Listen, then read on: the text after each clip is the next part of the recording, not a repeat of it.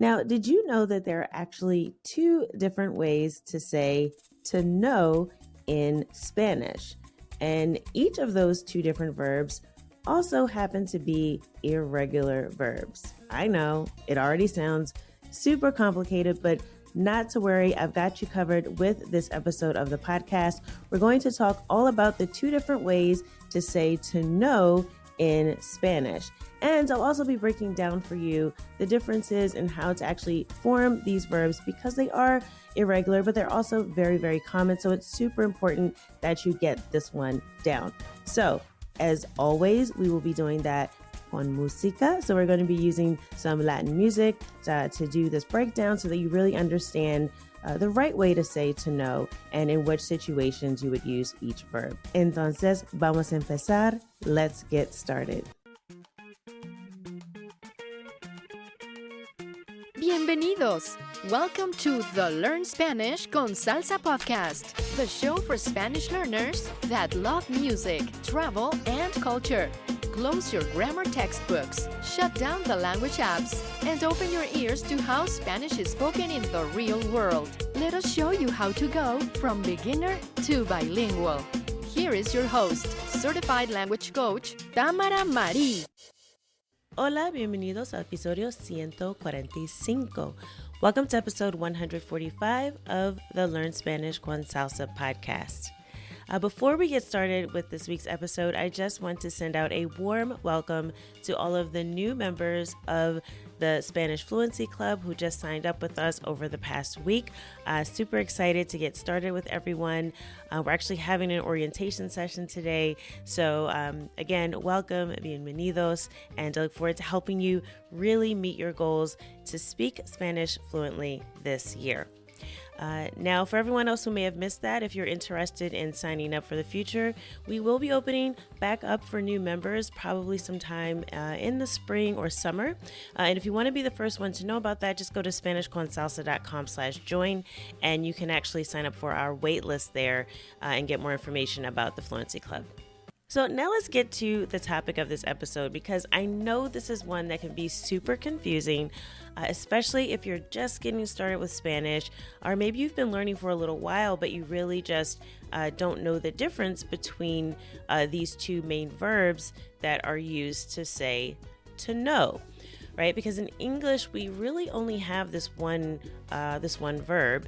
And in Spanish, there are two different ways to say pretty much the same thing. So I will be breaking down the difference between those two verbs. And of course, as always, we'll do that with some songs. So I'll give you some examples from some song lyrics.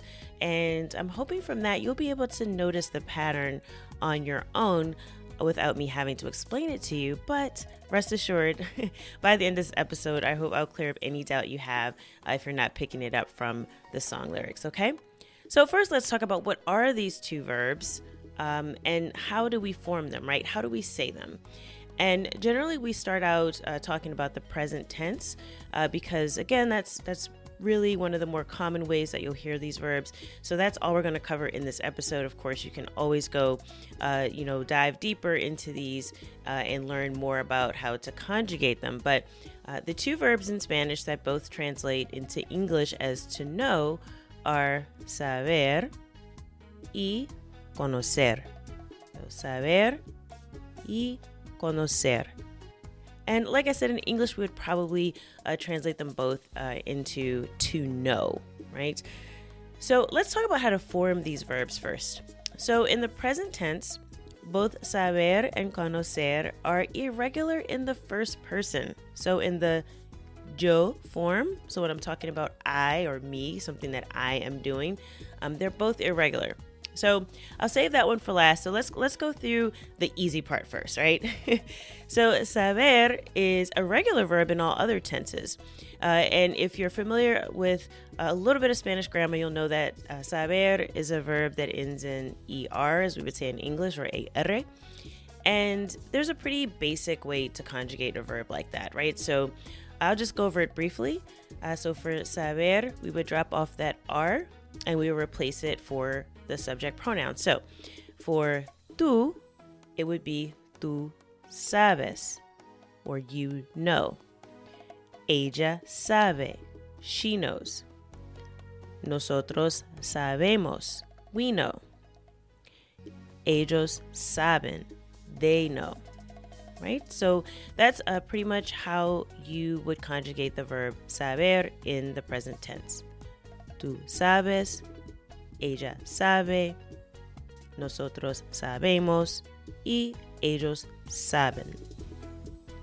Now for conocer, once again, this verb is also a regular verb in for every other subject pronoun except for the I or the yo form. So conocer also ends in AR, so it'll be very similar to how we conjugated saber. So tú conoces. Él conoce. Nosotros conocemos. Ellas conocen. All right, so again, very simple, straightforward there. Both of those are pretty easy in all of the other tenses, so they pretty much follow the same pattern. So that's the easy part of this, so that's great. So we got that out of the way. Now, in the first person, both saber and conocer are irregular. So for the first person for saber, it would be yo sé. Yo sé. And that's actually spelled S-E or S-A-E con un acento sobre la E. So it has an accent over the letter E.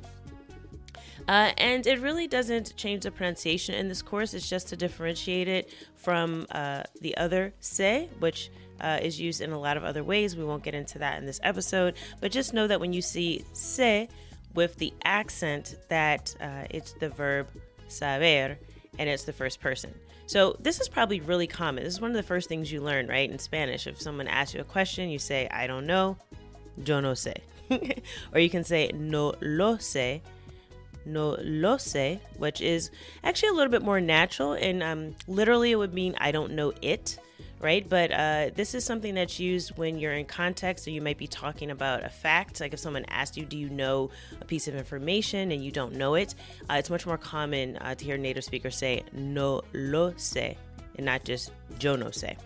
All right, so no lo sé is super common to say I don't know. So you might already be familiar with the verb saber in that context. Now for conocer. That one's a little bit trickier. So I'm going to break down how to spell it first and explain a little bit about the pronunciation. So the first person for conocer is yo conozco.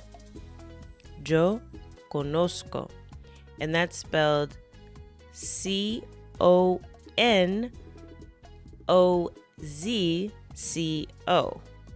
O en español, C-O-N-O-Z-C-O.